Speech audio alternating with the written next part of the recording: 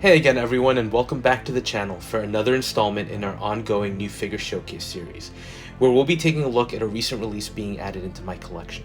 And for today's installment, we'll be looking at the Fishbone Toys Agentsmith from The Matrix, which I'm actually really excited to get.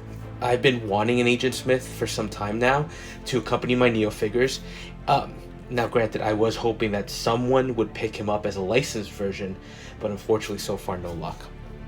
And I'm sure some of my fellow collectors will remember that Hot Toys had at one point teased their version of Agent Smith, which was really exciting given that they had already given us that awesome Neo from the first movie.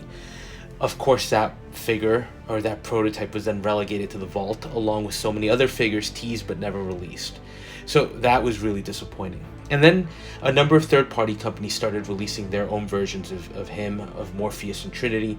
And personally, I just kept on waiting, hoping that someone would do the movie justice. And finally, when I saw the Fishbone Toys version, I thought it was time to bite the bullet and pick one up.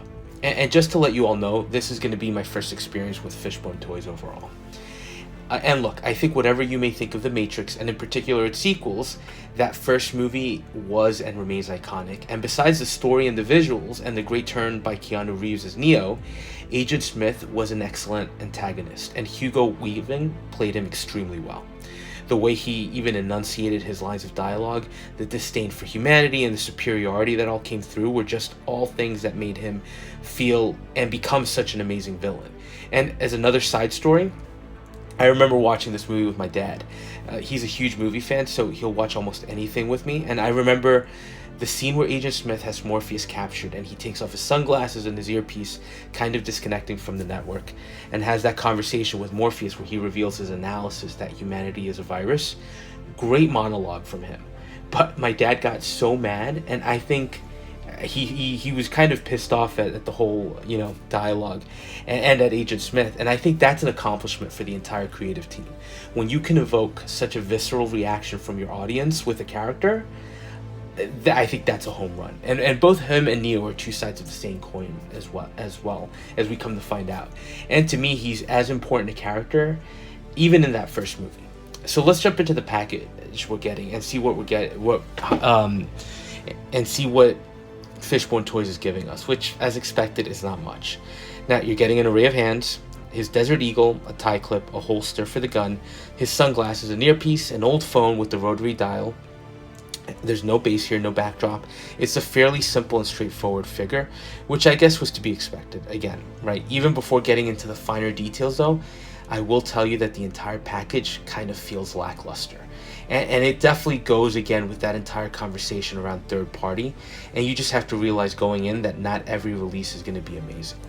So let's look at the accessories in more detail, and we'll start with the hands, which off the bat, I'm sorry, these are just terrible. Most of the time, if you've watched my reviews, the hands tend to be serviceable and fairly standard, which is a good thing. Sometimes though, I will comment on great detail work that takes a straightforward piece like this and makes it better. Here though, they're just bad. I don't know if the camera's picking it up, but you can tell that the gun holding hands are darker than the set of hands in the front row. Fortunately, those hands in the back seem to match the skin tone from the sculpt, because the ones in the front are just jarring. I don't even know if they're painted, to be honest. It almost feels like a straight plastic hand, like what you might see with my daughter's Barbies. So definitely not a great start, and also size. It doesn't feel like these are all uniformly sized. The fists, for example, seem to be way under when compared to the others, so just not happy with these at all. Next up, the Desert Eagle, and honestly, the disappointment kind of continues here. At least, I'll say this. Fishbone at least got the gun right. It is a Desert Eagle. Sometimes you'll see that with third party, where they won't release the actual gun, they'll just put a gun into the package, so there's that inaccuracy. So at least here they kind of got that, although the piece is just bland. First of all, it's all fully molded, and they did do a decent job with it, I won't deny that, but there are no working parts, and while the clip is removable, it just doesn't look good, and Fishbone didn't even bother to paint the bullet at the top of the clip, which is pretty standard these days for releases.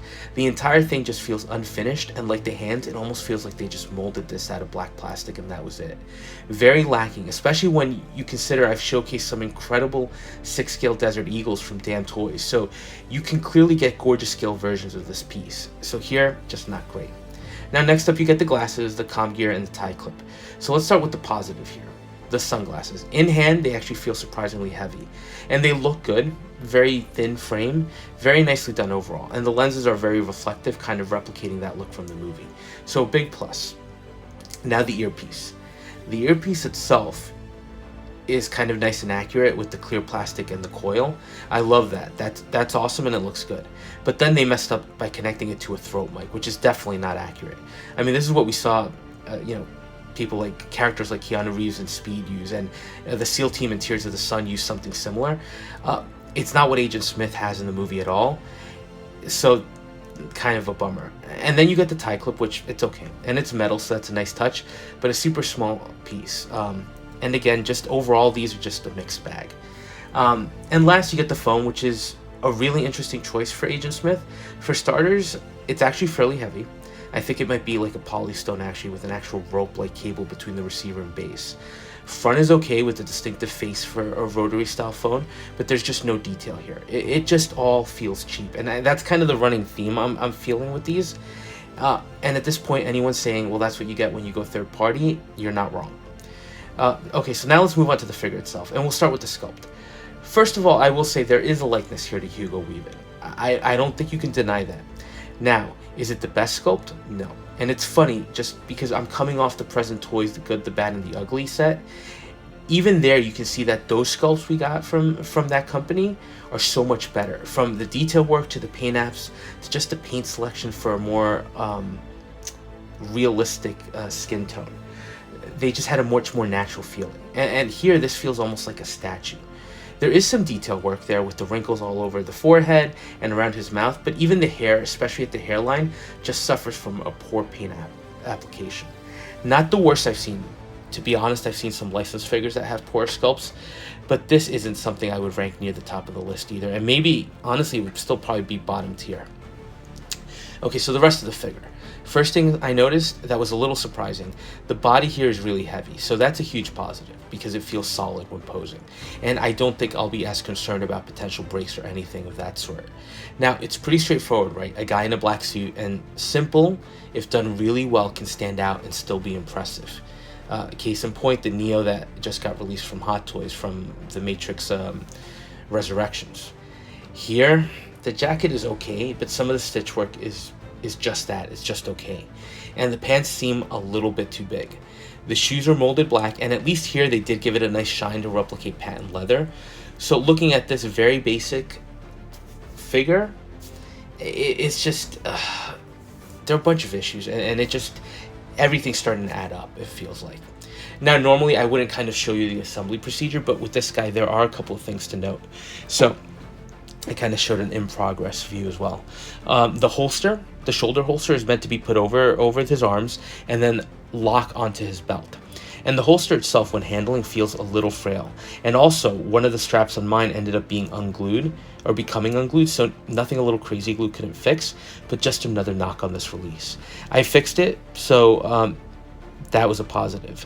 But then when placing it, you do have to remove the figure's belt and then loop the belt into small loops on the holster. And I think the holster is a little bit too tight, so just proceed with caution.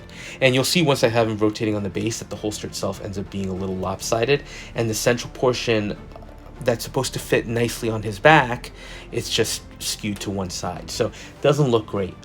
Fortunately, it'll be covered by the suit jacket, so it won't really be noticeable.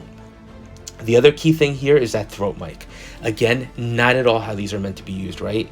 These kind of mics for Secret Service agents and those type of officers tend to have a mic on the wrist, not on the neck like a Special Forces team would have. Here, it's such a shame because I think the earpiece actually looks pretty good, but the throat mic portion is just completely wrong. So I did think about potentially cutting the earpiece from the mic just to simplify things for myself, and I may still end up doing that. But for the purpose of the review, I put him together how he might be intended to be by Fishbone, and what I did was I tried to tuck the mic under his tie and under the collar. I was only semi-successful, but at least it's a little hidden. Still doesn't look great, but I think I can always come back and mod him the way I was thinking.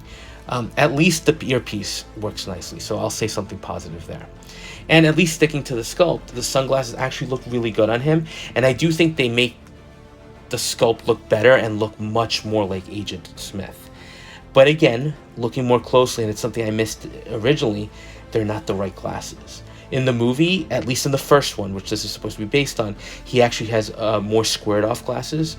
So add another thing to the issues list, or inaccuracy list. And final thing, the gun doesn't fit well in the holster. I know it's just another thing, but I can't ignore them, right? And I have to mention things that I noticed off the bat. So look, with all the negatives, and there are plenty here, he does serve a purpose and at least fills a void. And as a background figure, I don't think he'll look too bad. But if I could go back, I'd probably try to pick up one of the other Agent Smith figures, and honestly, I would have probably passed on this one. So I hate to say this, but unless you're like me and wanted an Agent Smith, I can't recommend this guy at all. There are just so many things wrong, and while he looks good with the glasses on, it doesn't take away from some of the other issues. And I'm sorry, but those hands, just atrocious. I don't know what Fishbone was thinking. They just don't look good at all. Only saving grace is that at least the hand for holding the gun is serviceable. But other than that, it's just jarring how bad the paint or lack thereof was. And this is a good lesson, right? Sometimes third party can be pleasantly surprising. I think my present Toys Good, the Bad, and the Ugly set falls into that category. And sometimes with third party, you get something that just doesn't work. And that's a chance you take. For me, I think this might constitute the last Fishbone's toy set that I pick up. I'm just not pleased overall with how it looks, although it'll do for now. My major hope, since Hot Toys seems to have abandoned the license, is for InArt at this point to try and tackle. And not to turn this into an InArt video, but this is a great opportunity there for the taking. So far they've been killing it with the figures they've teased and have released, but the appealing thing for them is tackling licenses that other companies have completely messed up on, or that no one is touching. I think you can see that with the Lord of the Rings, and the potential for that line, as well as the potential for their Harry Potter line, and Dune. But the Matrix, how many of us wouldn't pick up a Neo from the original movie, or a Morpheus and a Trinity? That's really my hope. And hopefully they realize they can really do something here to set themselves apart, and I would love to have a really good quality Agent Smith. Or I may be just kidding myself, and there's no interest in figures from the line, maybe as a result of the lackluster sequels. So for this figure, overall, just a disappointing addition, only mildly remedied by telling myself I at least have an Agent Smith. But my 2 cents, save your money if you can and go for something better. So I hate to end on a downer, but it is what it is. Let me know your thoughts, and maybe I'm totally off and you think I'm being way too harsh, so please let me know. And as always, thank you for watching, and if you are enjoying the content, please consider liking, commenting, and subscribing, and we'll touch base on the next video.